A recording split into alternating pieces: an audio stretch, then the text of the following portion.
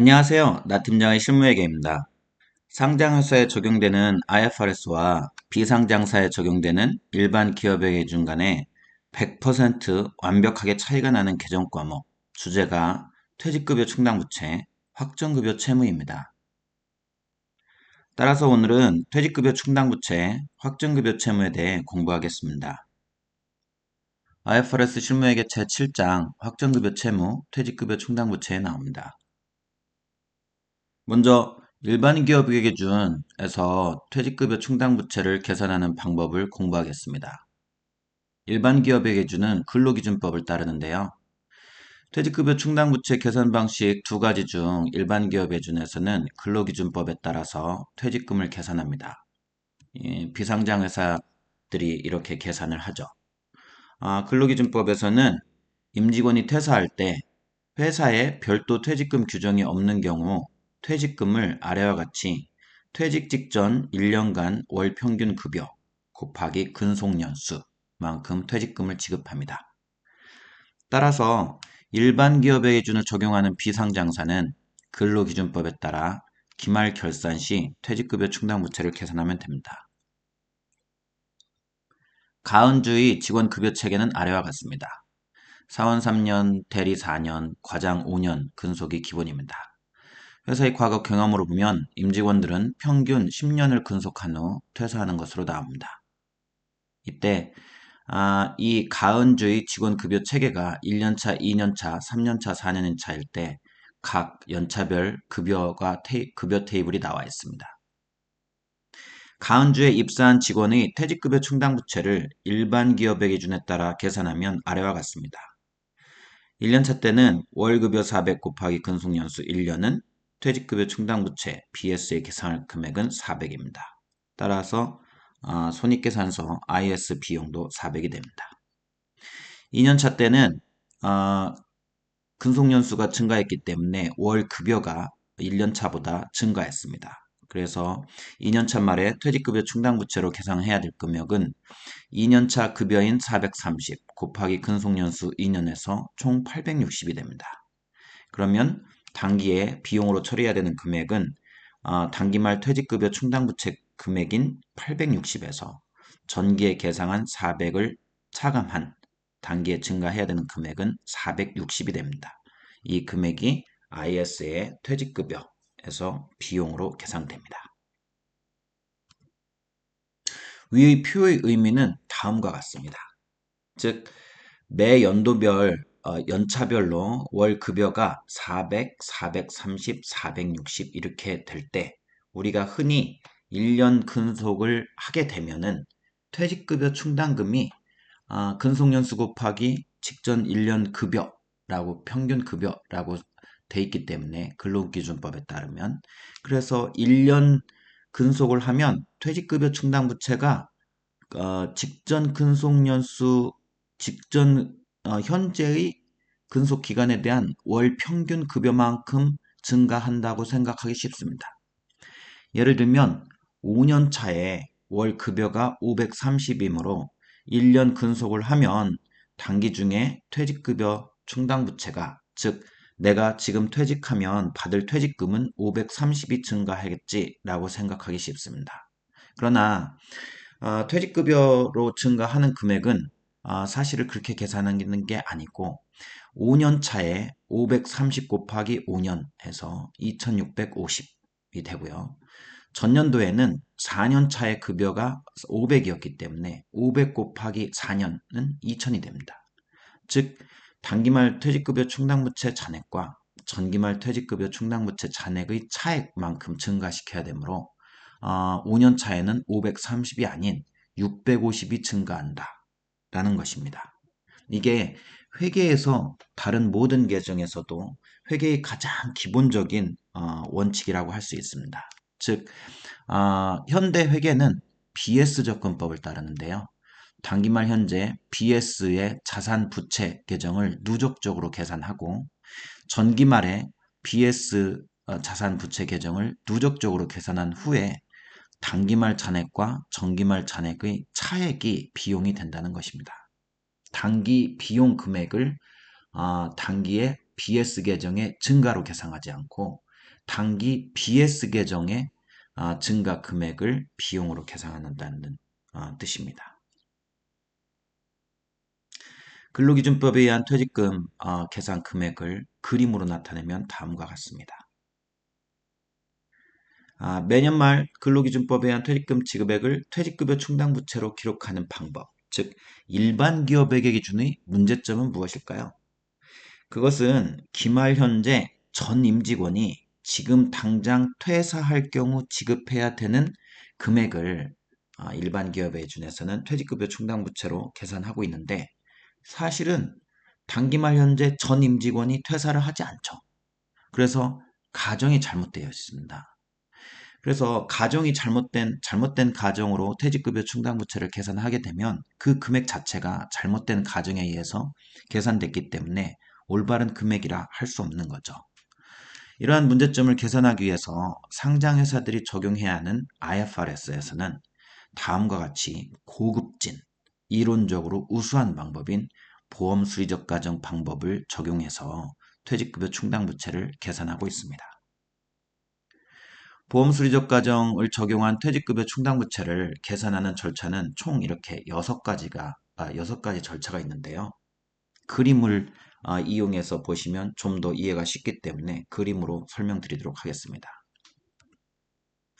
1단계는 과거, 회사의 과거 임직원의 평균 근속연수를 고려하여 미래 예상 퇴직 시점을 추정합니다. 이 회사는 10년을 근속한다고 했죠, 평균. 그래서 10년 차 말까지 근속한다라고 퇴직 시점을 추정하겠습니다. 2단계는 과거 회사의 평균 급여 인상률 등을 고려하여 퇴직 시점인 10년 차 말에 월 평균 급여를 추정합니다. 이 회사는 급여 테이블이 660이었죠. 10년 차 말이 660이었습니다. 그러면 3단계는 예상 퇴직 시점인 10년 차 말에 퇴직급여 충당부채 퇴직금 지급액을 계산을 합니다. 그래서 660 곱하기 10년은 6,600이 됩니다. 4단계는 임직원이 매년 근속 시 획득하는 퇴직금 적립액을 계산을 합니다. 10년 차 말에 퇴직할 경우에 총 6,600을 받는데 10년 동안 매년 적립한다고 했을 때는 10년으로 나누면 매년 660이 됩니다. 즉 10년 동안 매년 660씩 적립한다고 가정하는데 이를 예측 단위 적립 방식이라고 부릅니다. 즉 예측 10년 동안 근속할 것이다. 그때 급여는 660이 될 것이다. 단위 660 곱하기 10년은 6,600을 퇴직금으로 지급하게 될 텐데 이걸 10년, 근속기간 10년으로 나누면 매년 적립해야 되는 금액은 660이 된다. 라고 해서 단위 적립 방식이라고 부릅니다. 1년부터 10년까지 매년 660의 현재 가치를 우량 회사채 수익률, 여기에서는 7%를 사용했는데요. 우량 회사채 수익률로 할인하여 1년 초 현재로 현재 가치를 구합니다. 왜냐하면 퇴직금을 지급하는 건 10년 후의 금액이고 매년 적립하는 금액은 각 연도별로 지급하는 금액인데 그 금액은 매년 적립하는 금액은 미래에 적립하는 금액인데 근속기간 경과에 따라서 그 금액은 미래 가치이기 때문에 현재 가치로 할인을 해야 되는 거죠.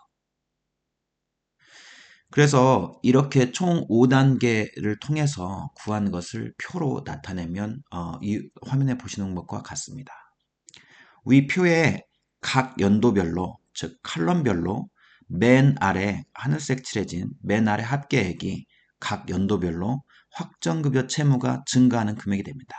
그래서 부채의 증가는 그 해의 비용의 증가 금액이 되겠죠. 그래서 1년 차는 359, 2년 차는 409, 맨 아래 합계에 적혀 있는 3년 차는 465 이렇게 됩니다.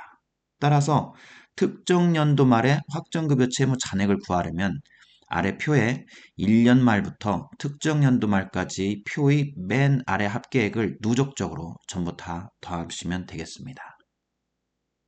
예를 들면 1년차에 발생하는 비용은 1년차 근무원가의 현재 가치인 359이고 2년차에 발생하는 비용은 2년차 근무원가 660의 현재 가치인 384 더하기 1년차 말 퇴직금에 대한 이자 25가 돼서 409가 됩니다. 그러면 2년차 말 BS상 확정급여 채무 잔액은 1년차 비용 359 플러스 2년차 비용인 409를 더한 768이 2년차 말 BS상 퇴직급여 확정급여 채무 잔액으로 계산되어야 될 금액입니다. 예측 단위 적립 방식이라고 말해놓고 또 매년 660씩 획득한다고 말해놓고 매년 근무원가가 1년차는 359, 2년차 384 이렇게 해마다 다른 이유는 무엇일까요? 그것은 해마다 숫자가 달라서 다른 것 같지만 방금 말씀드린 것처럼 화폐의 시간 가치를 고려하면 그 숫자들, 명목 가치, 실질 가치는 같습니다. 그래서 각 연도별로 계산한 금액을 화폐의 시간 가치를 고려해서 미래 가치로 변환하면 각 연도별 금액은 전부 다 동일한 실질 가치를 가진다고 할 수 있습니다. 결론은 지금까지 말씀드린 내용은 이해하시면 좋지만 사실은 상장회사에 결산을 하시는 데에는 전혀 모르셔도 전혀 지장이 없습니다.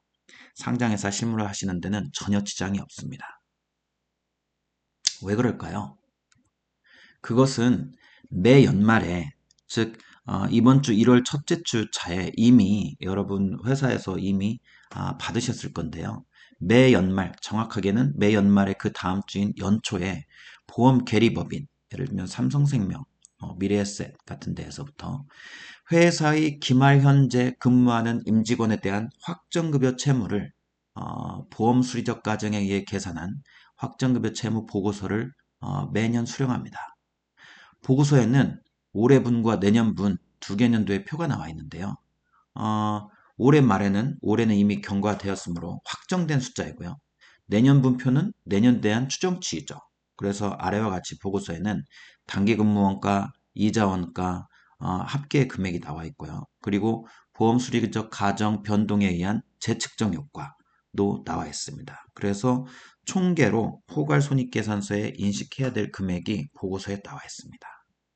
그러니까 보고서에 이미 나와 있기 때문에 이러한 그 복잡한 이론적인 내용을 모르신다 하더라도 보고서에 나와 있는 그 금액을 그대로 회계 처리하시면 되겠습니다. 그래서 올해분 기말에 연간 퇴직급여 조정 분계는 작년 말에 받은 올해분 1년간의 확정급여 채무 평가 보고서상 금액을 올해 1월부터 11월까지 아마 그 모든 회사가 다 그렇듯이 연간 금액 나누기 12개월 해가지고 각 매월 1개월분을 n분의 1씩 회계 처리를 일단 합니다. 1월부터 11월까지.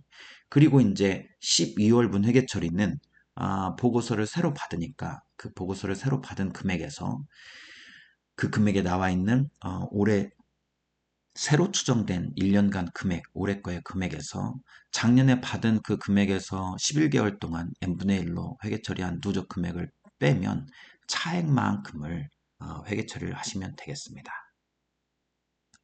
그리고 다음에 회계 처리는 올해 말에 받은 그 보고서에 내년도 금액이 나와 있는데 그 금액을 다시 12개월로 나눠서 1월부터 11월까지 n분의 1로 똑같은 금액을 회계 처리한 다음에 내년 기말에는 또 보고서가 새로 올 것이니까 그 금액에 맞춰서 연간 총 금액에서 1월부터 11월까지 처리한 금액의 누적액을 뺀 차액만큼을 꿰어 맞추는 분계를 하시면 되겠습니다.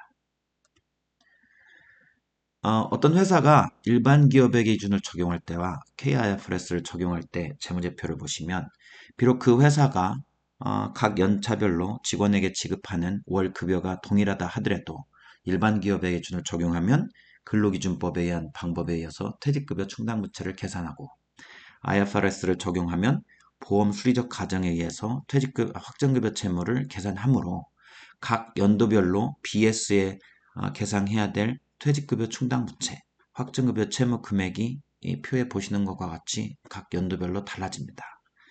따라서 각 연도별로 퇴직급여로 IS에 비용 처리해야 되는 금액도 당연히 달라지게 됩니다. 그러나 종업원이 실제로 퇴직할 때는 그 종업원이 재직하고 있는 회사가 비상장 회사이든 상장 회사이든 퇴직금은 아, 근로기준법에 따라서 계산된 금액으로 지급받기 때문에 상장회사든 비상장회사든 상관없이 직원에 대한 퇴직금은 동일한 금액이 지급되게 됩니다. IFRS에서 사회적립자산 회계처리에 대해서 살펴보겠습니다. 퇴직급여 충당부채를 매년 적립을 어, 회계처리를 해야 되기 때문에 이 종업원에 대한 퇴직금 지급을 위해서 사회에 기금을 적립하는 경우가 일반적입니다. 그래서 사회에 기금을 적립할 때는 대변에 현금이 나가죠. 그러면 차변에 사회적립자산 이렇게 회계처리를 하고 퇴직자가 발생해서 퇴직금을 지급하게 되면 회사의 현금에서 보통예금에서 직접 지급하는 게 아니고 사회 적립한 자산에서 지급하게 되므로 대변에 사회적립 자산이 퇴직금 지급액만큼 감소하고 차변에는 종업원에 대한 확정급여 채무, 퇴직급여 충당부채를 지급했으므로 부채가 감소하니까 차변에 확정급여 채무로 회계처리를 하게 됩니다. 그리고 기말에 이제 사회적립 자산을 외부에 적립했기 때문에 이자 수익을 발생하는데 이때 이제 이자 수익 발생한 만큼 사회적립 자산이 증가하므로 차변의 사회적립 자산인데요. 대변에 이자 수익 하지 않고 IFRS 회계 처리에서는 이자 수익 대신에 퇴직급여 비용의 감소로 회계 처리를 합니다. 그리고 기말에 사회적립자산에서도 확정급여 채무가 보험 수적 과정에 의해서 재측정 효과가 발생할 때 이익잉여금으로 회계 처리했듯이 사회적립자산도 마찬가지로 재측정 요소가 발생합니다. 그러면 재측정 요소로 인해서 만약에 사회적립자산이 증가한다. 그러면 거기에 대한 상대 계정은 퇴직급여라는 비용 계정이 아닌 이익잉여금으로 회계 처리를 하면 되겠습니다. 자, IFRS에서 확정급여 채무를 회계 처리하는 절차를 실무 사례를 들어 설명해 드리도록 하겠습니다. 수영주에서 2023년 1년간 아래와 같은 거래가 순차적으로 발생했다고 가정하겠습니다. 그래서 확정급여 채무 측면에서는 먼저 종업원이 1년간 근무를 하게 되면 퇴직급여가 발생합니다. 퇴직급여 100이 발생했습니다. 그리고 퇴직급여를 지급하지 않게 되면 퇴직급여에 대한 이자 비용이 발생하죠. 이자 비용 7. 그리고 연말에 재측정 요소가 여기에서는 지금 기초에 대해서 퇴직급여가 확정급여 채무가 얼마였는지에 대한 그런 내용은 없는데요. 전기말에 측정할 때 가정했던 보험 수리적 가정이 1년 동안 단기말까지 시간이 지나면서 가정이 변동되었을 때 재측정 요소가 발생하는데 그 금액이 10이라고 가정을 하겠습니다. 그리고 단기 중에 퇴직자가 발생해서 퇴직자에 대해서 퇴직금을 지급한 게 20이라고 가정을 하겠습니다. 그 밑에 줄에는 사회적립자산에 대한 얘기가 나오는데요. 사회적립자산, 종업원에 대한 퇴직금을 지급하기 위해서 단기 중에 퇴직금을 사회에 적립한 금액이 90이 되겠습니다. 그리고 사회적립자산 90에 대해서 이자 수익이 발생하죠. 그래서 이자 수익 6이 발생했고 연말에 재측정 요소가 발생해서 8이 발생했습니다. 그리고 퇴직자가 발생해서 퇴직금 지급 20을 지급할 때 이걸 사회적립자산에서 지급을 했기 때문에 사회적립자산이 20이 감소하게 됩니다. 이랬을 때 회계처리는 일단 사회의 기금 적립 시에는 사회적립자산 차변에 기재하고 대변에 현금이 나가죠. 그리고 종업원이 근무하게 되면 대변에 퇴직금이 증가하니까 확정급여 채무를 100 기재하고 그만큼 차변에 퇴직급여 비용으로 기재합니다.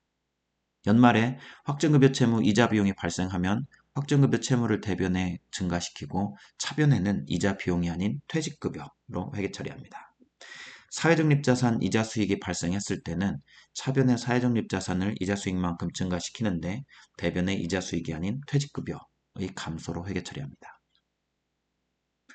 확정급여에 대한 재측정 요소가 발생했을 때는 확정급여 채무가 증가했다라고 하면 대변에 기재하고 이에 대해서 차변에 퇴직급여 비용이 아닌 이익잉여금으로 회계 처리한다고 말씀드렸습니다. 사회적립기금에 대한 채측정 요소도 마찬가지로 사회적립자산이 증가하게 되면 차변에 자산이 증가로 회계 처리하되 대변에 퇴직급여라는 비용의 감소로 회계 처리하는 대신 이익잉여금이 증가로 회계 처리를 합니다.